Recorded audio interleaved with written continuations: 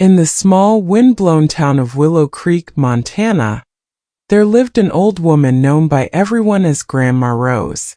She was a frail lady in her late 70s, with silver hair tied neatly in a bun and eyes that carried the kind of sadness only a lifetime of struggle could teach. Every morning, she would walk slowly down the dusty road to the local diner, not to eat, but to collect leftover bread that the kind owner, Mr. Jennings, would save for her. She would thank him softly, clutching the bread to her chest like treasure, before walking back to her small wooden shack on the edge of town. Rose had no family, no husband, no children, no relatives. She was an orphan who had lived her entire life trying to find love in a world that had forgotten her. Part 1. The Lonely Beginning. Rose was born in 1948 in a rundown orphanage in Ohio.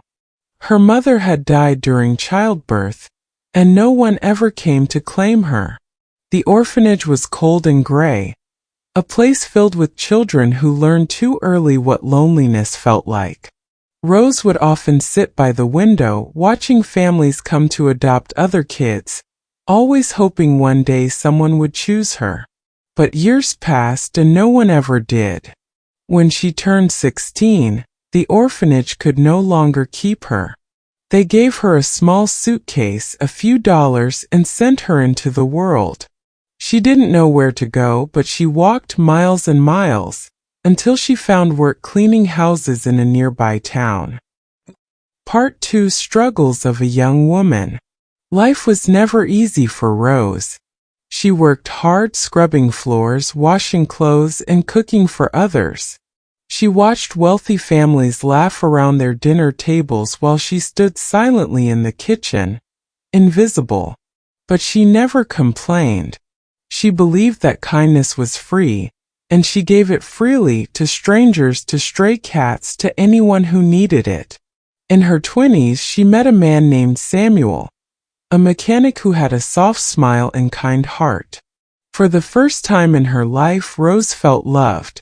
They married in a small church with only 2 witnesses and a borrowed wedding dress.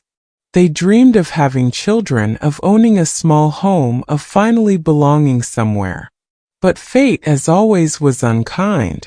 Just 2 years into their marriage, Samuel died in a factory accident. Rose was left alone again, this time with a broken heart and no one to turn to.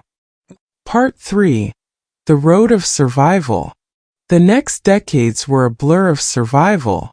Rose moved from town to town, working in diners, cleaning motels, and picking up whatever jobs she could find. Sometimes she slept in shelters, sometimes in barns, sometimes under the stars. People often mistook her silence for weakness, but deep inside, Rose carried a strength that no storm could break. She would tell herself every night before she slept, "Tomorrow will be better.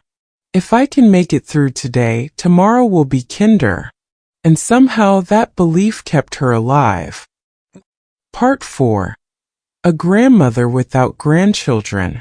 When she was 60, Rose finally settled in Willow Creek, a quiet town where winters were long and people were simple. She rented a broken-down cabin with peeling paint and a leaking roof, but to her, it was a palace. She planted flowers outside, painted the door blue, and began baking bread from leftover flour. The children in the neighborhood would often come by, drawn by the smell of her bread.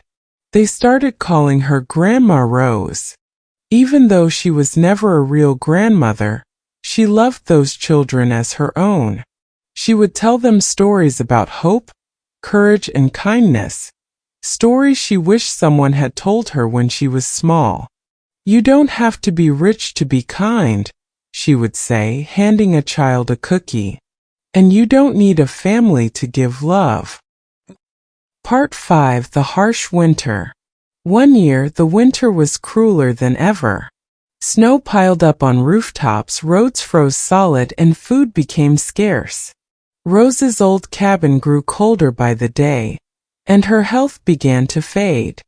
She had no money for medicine, no family to help her, and the days felt longer than ever. Still, she never lost her spirit. Even when her hands trembled, she would knit small scarves for the neighborhood children. Even when she could barely stand, she'd feed the stray dog that came to her door every morning. The townspeople began to notice. One day, Mr. Jennings, the diner owner, came by with groceries. Soon after, others followed. One brought firewood, another brought blankets, another repaired her roof. Without realizing it, Rose had built herself a family, not by blood but by kindness. Part 6. The Letter. One evening, as Rose sat by her small oil lamp, she found an old, yellowed envelope tucked inside one of her books. It was a letter from Samuel, the husband she had lost decades ago. The letter read, "My dearest Rose, if you're reading this, it means life has carried you far beyond our time together. I want you to remember that love never leaves. It changes form, but it never dies. Wherever you are, keep being kind. The world may forget your name, but it will never forget your kindness. Yours forever, Samuel." Tears filled her eyes as she folded the letter against her chest. In that moment, she didn't feel alone anymore. Part 7. The Final Winter. As the next winter arrived, Rose's health grew worse. One cold morning, the townspeople noticed smoke no longer rose from her chimney. When they went inside, they found her sitting peacefully in her rocking chair, a soft smile on her face and Samuel's letter in her lap. The news spread through Willow Creek like a gentle whisper. Every person in town felt as if they had lost their own grandmother. Part 8. Her Legacy. They buried Grandma Rose beneath the oak tree near her cabin.